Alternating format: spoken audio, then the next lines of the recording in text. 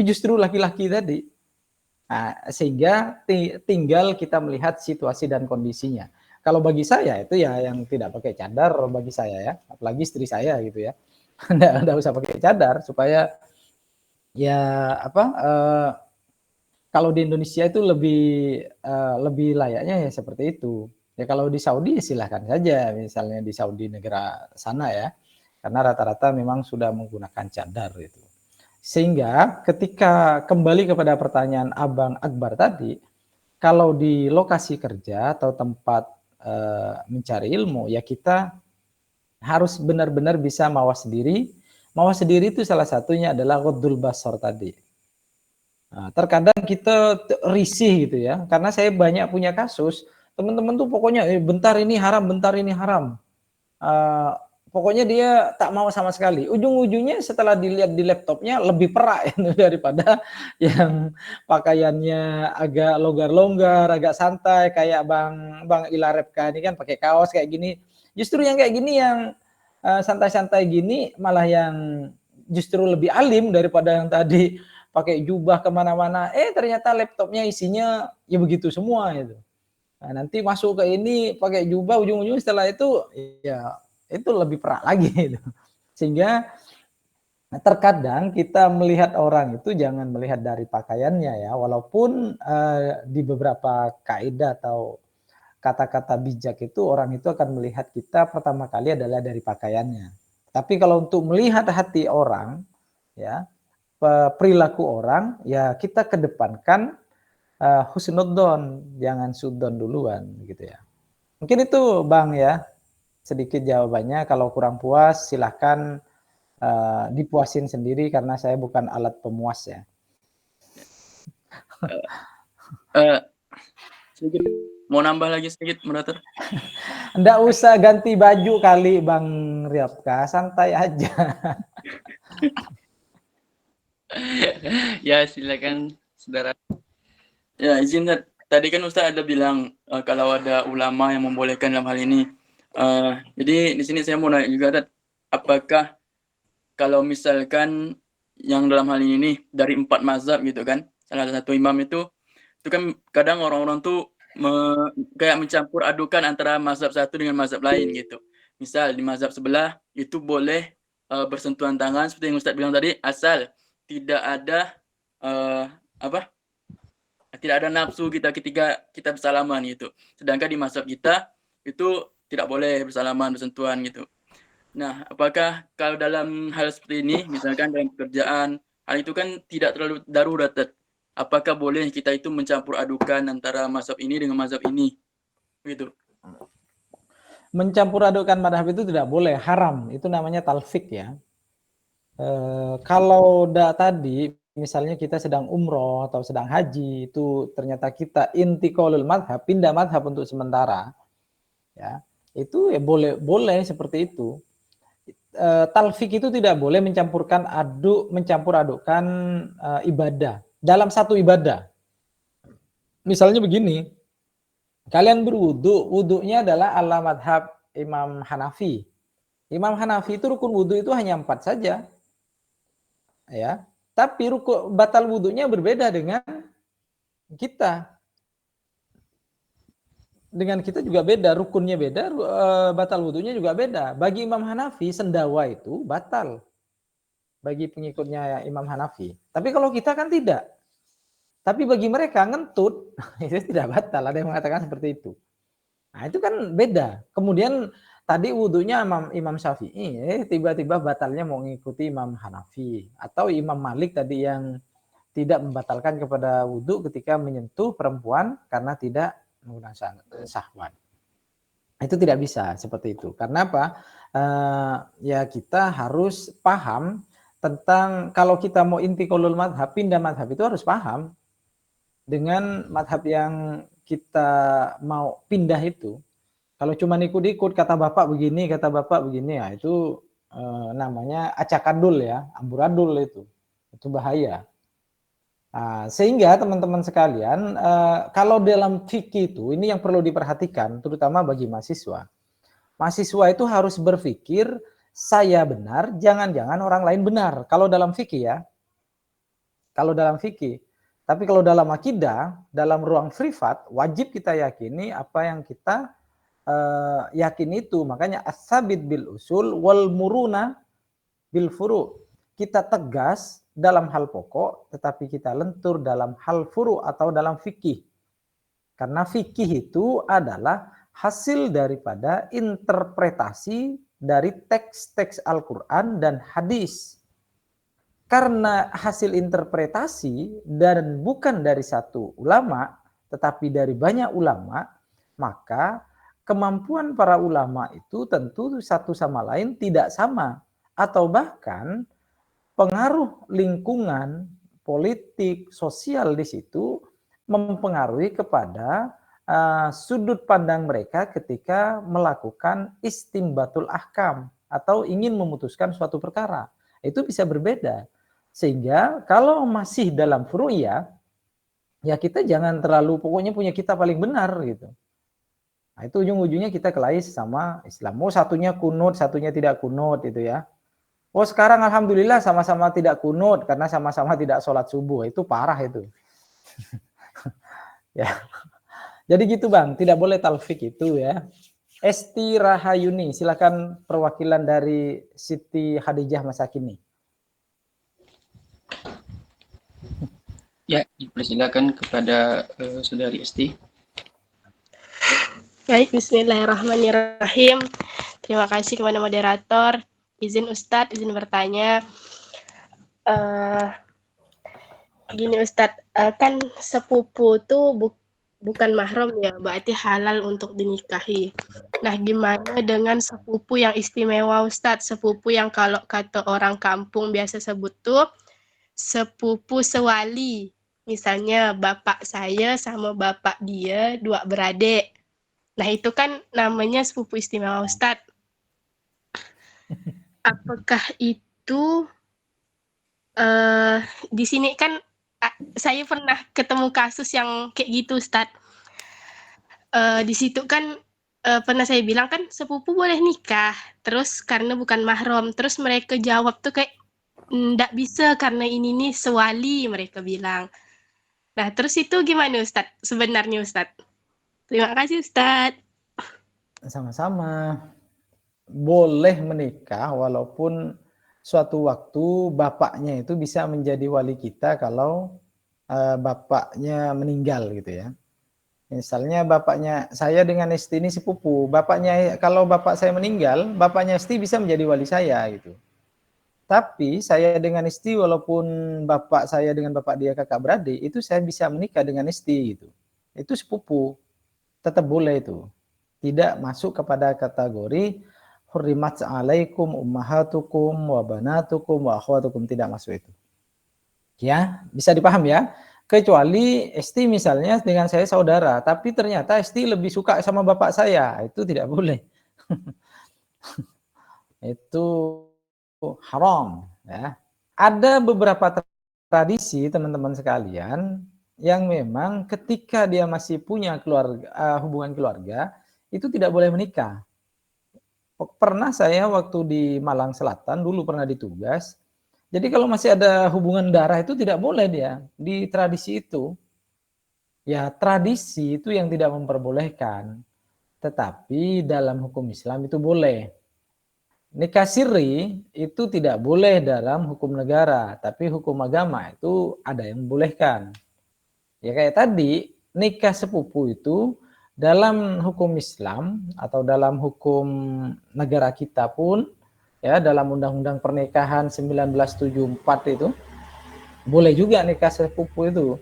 Tetapi ada tradisi atau adat di beberapa daerah, itu dianggap tidak boleh karena terlalu dekat atau sewalian tadi. Kalau dalam hukum Islam itu boleh. Tapi kalau dalam tradisi tadi, untuk menjaga tradisinya karena takut ini takut itu, ya itu di tradisinya yang tidak boleh. Tapi kalau dalam hukum Islamnya boleh.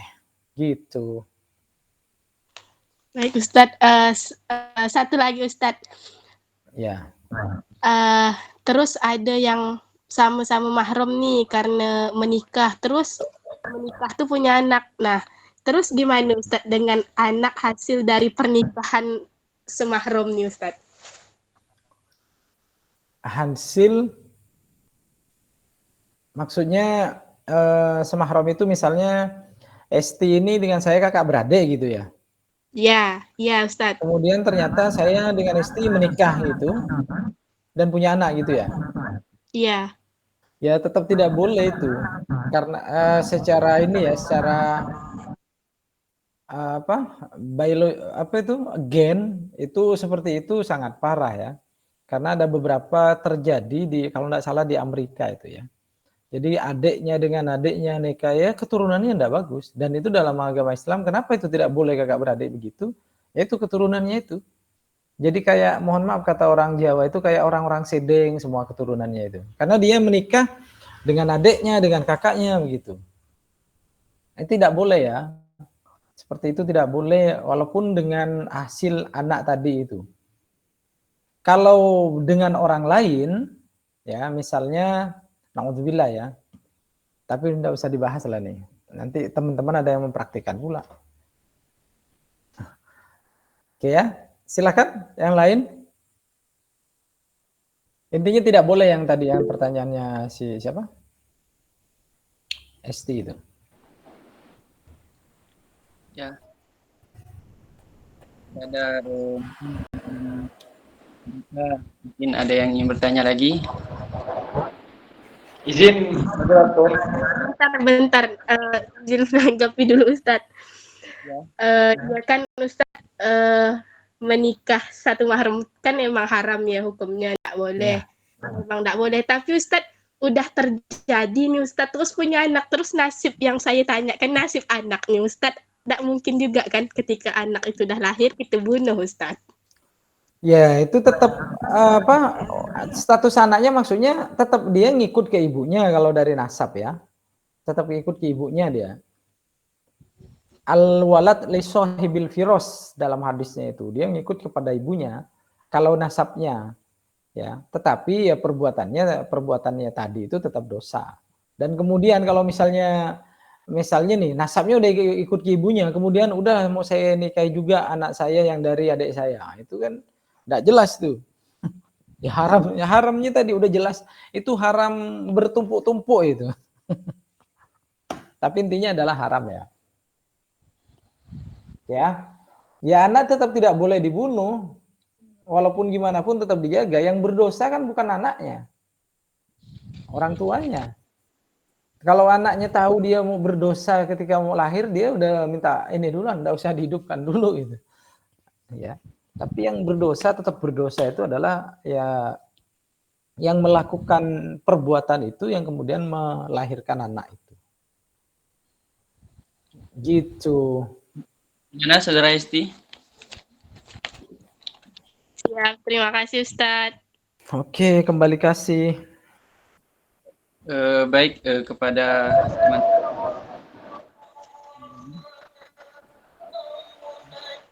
Sudah azan nggak? Ya, silakan teman-teman sekalian. Ustaz, izin bertanya Ustaz. Ya. Ini masih ada yang mengganjal Ustaz. Kita punya orang tua kita punya saudara tiri. Nah, saudara tirinya itu saudara sepersusuan dengan orang tua kita, Ustaz. Hukumnya tidak boleh. Tidak boleh, Ustaz. Tidak boleh. Sampai ke atas itu tidak boleh deh. Apanya Ini lagi? Konteksnya kan saudara nih, Ustaz. Saudara orang tua, Ustaz. Tadi kan cuman yang bedakannya aja cuman itu dia sepersusuan, Ustaz. Ada penguatnya gitu, sepersusuan gitu. Iya, itu tidak boleh. Makanya nanti teman-teman sekalian, sepersusuan itu bukan saudara sesusuannya saja, tetapi ke bawah itu tidak boleh. Ya kan tadi ke bawah nih, ke bawah dari bapaknya. Gitu.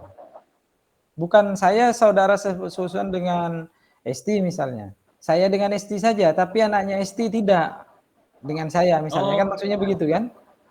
Iya. Nah, itu tetap tidak boleh.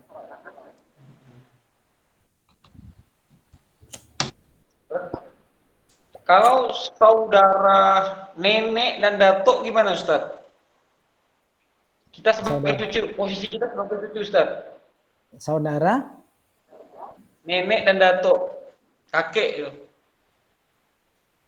saudara, Posisi coba, kita, gimana cara membayangkannya itu? Saudara, saya sebagai cucu, hmm, saya memiliki kakek dan nenek. Nah, kakek dan nenek kan, nenek saya kan saudara susuan. maksudnya nenek saya kan masih mahram. Yang saya tanyakan tuh saudara nenek dan datuk, kakek dari Ustaz. Kalau Sama saudara dia ibu, ke bawah saudara itu, ibu Bang. dan ayah kan boleh Ustaz. Saudara, Kalau saudara ibu dan ayah kan boleh, masing-masing mahram. saudara, ibu dan ayah. Gimana Enggak, cara ini? ya, enggak. Maksudnya kan saya punya orang tua. Orang Hmm, tua saya punya saudara. Itu kan masih iya. mahram. Hmm. Artinya maksudnya masih boleh dilihat auratnya. Kemudian, nah yang mau saya tanyakan itu bagaimana dengan saudara nenek dan kakek saya Ustadz? Tetap dia tidak boleh karena nanti istilah yang digunakan itu adalah wa in alat itu ya, atau turun ke bawah ya. Turun ke bawah itu maksudnya ya cucunya sampai ke bawah itu tetap tidak boleh. Kalau di atasnya itu tadi misalnya nih saya saudara dengan Esti sampai ke bawah itu tidak boleh. Saya nanti dengan Esti itu adalah saudara persusuan itu. Kecuali anaknya Esti dengan anak saya atau cucu saya dengan cucunya Esti, ya itu lain lagi. Tapi kalau dari Estinya ke bawah saya tetap tidak boleh. Ya. Makanya saya lagi-lagi saya tegaskan, jadi saudara Rodo itu sampai ke bawah. Jadi jangan kemudian dia saudaranya ya udah di situ saja gitu yang haram, tapi lainnya tidak, enggak. Bahasanya itu ya farok ke bawahnya, cabang-cabang ke bawahnya itu juga haram. Ini makanya ada istilahnya itu begini, ada hadis itu mayuh romo atau wayuh romo minar rodoah, mayuh romo minan nasab. Diharamkan dari sesusuan itu seperti yang diharamkan dari nasab gitu. Hadisnya seperti itu kan, mayuh romo minar rodoah, mayuh romo minan nasab.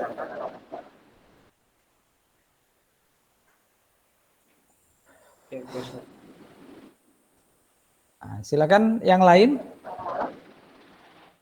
Kalau dianggap cukup ya monggo terserah kawan-kawan sih. Sayang nih sebentar ilmunya mantep nih kawan-kawan, tanyalah. Nah, gurau aja nih Bang Ila nih, padahal ini udah keren Bang Ila nih. Pertanyaan Jurusan yang terakhir, silakan. ya Saudari Esti, dipersilakan. Tidak apa-apa diborong dua orang, tidak apa-apa, diborong dua orang tidak apa-apa. Ya Ustadz, biar diskusinya hidup Ustadz, tak ada yang bertanya nih. Gini Ustadz, masih lanjutan pertanyaan yang tadi, kan ketika ada sepupu yang menikah nih, terus ndak dapat setuju, maksudnya ndak dapat restu, setuju dari walinya bapaknya kan. Terus kemudian mereka nih masih nikah Ustadz, tapi diwalikannya tuh ndak melalui bapaknya, tapi melalui abangnya gitu. Nah, padahal kan Ustadz kalau kayak gitu tuh sebenarnya ndak boleh kan Ustadz, karena dia masih punya bapak dan bapaknya tuh masih sehat, maksudnya masih sehat, masih berkecukupan, masih beragama Islam lah pokoknya. Tapi si anak nih masih ya nikah Ustadz, tapi diwalikan dengan abangnya. Nah, pertanyaan saya, apakah pernikahan itu sah Ustadz? Oke, tergantung madhab siapa yang mau kita ikuti ya. Kalau madhabnya Imam Samudra itu tidak boleh karena Imam Samudra itu bawa bom, ya, meledak nanti.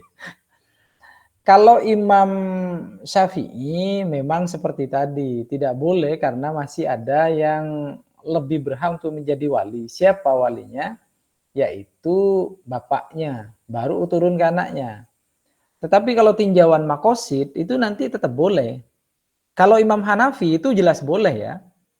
Kalau hadis yang digunakan itu kan almar'atu la tunkihu binafsiha. Perempuan itu tidak boleh menikahkan dirinya sendiri ya tanpa wali. La tunkihul mar'a illa biwaliha. Tidak boleh perempuan itu menikah kecuali ada walinya. Tapi suatu waktu ada sebuah hadis ini yang dijadikan rujukan oleh Imam di dalam riwayat Imam Hanafi. Ini Imam Hanafi ya, saya cerita Imam Hanafi, bukan Imam Syafi'i. Jadi ada seorang perempuan, ya Rasulullah, inna abi yuridu ayyuzawwijani bi ibni akhihi. Ya Rasulullah, sungguhnya bapak saya itu ingin mengawinkan saya dengan anak saudaranya atau dengan sepupunya tadi.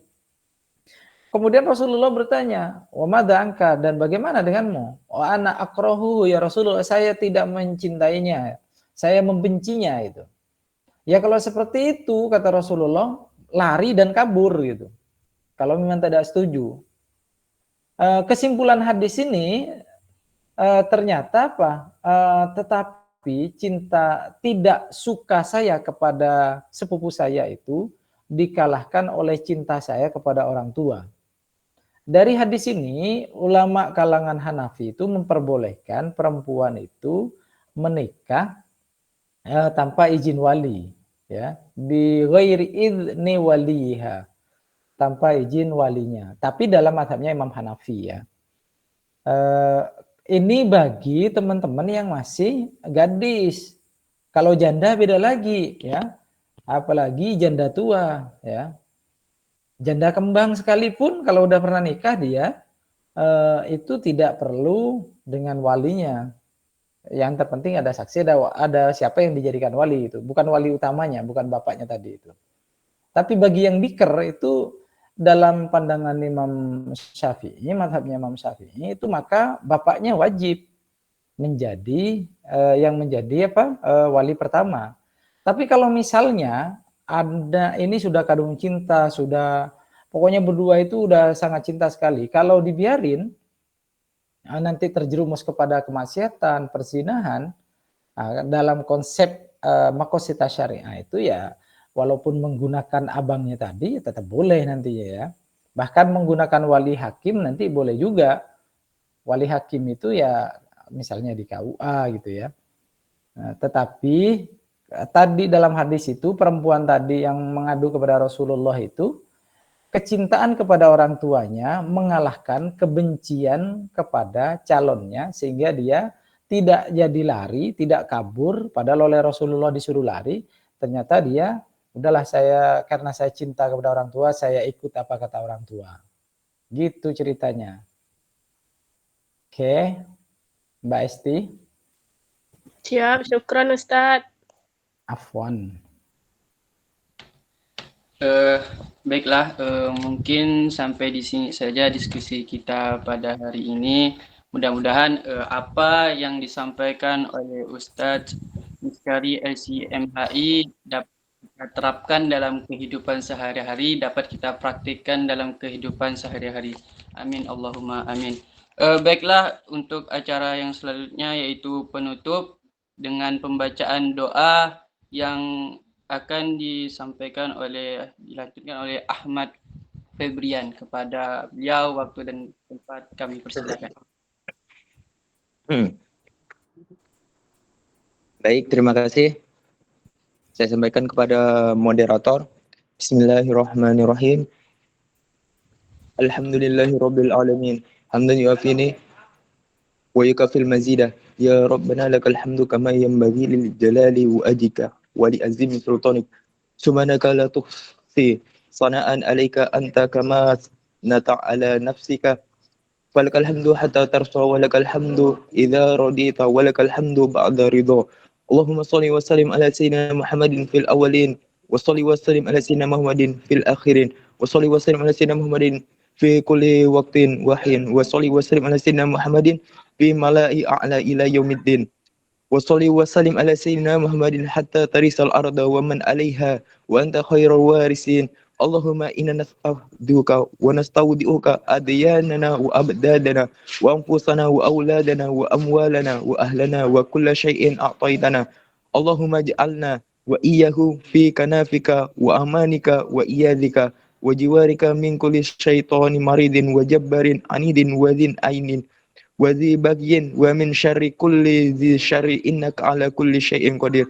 اللهم خذنا بالتقوى والاستقامة وأعذنا من مجيبة الندامة في حال والمال إنك سميع الدعاء. وصلي اللهم بجمالك وجلالك على سيدنا محمد وعلى آله وصحبه أجمعين ورزقنا كمال المتابعة له ظاهرا وباطنا يا أرحم الراحمين بفضل سبحان ربك رب العزة عما يصفون والسلام على المرسلين والحمد لله رب العالمين بسر الفاتحة.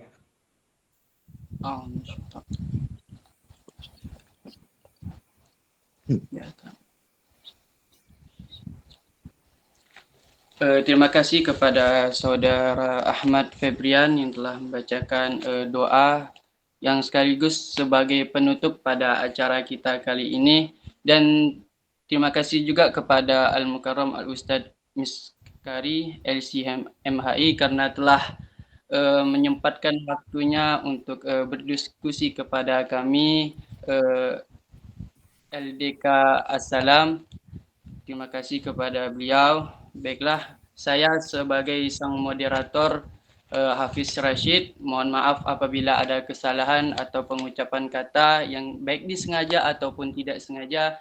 Al-insanu mal khata' wa nisyan, manusia tempat salahnya lupa. Mungkin itu saja dari saya, kurang lebihnya mohon maaf. Wassalamualaikum warahmatullahi wabarakatuh. Waalaikumsalam warahmatullahi wabarakatuh. Izin boleh on cam dulu ya teman-teman, kita dokumentasi sebentar. Di rumah.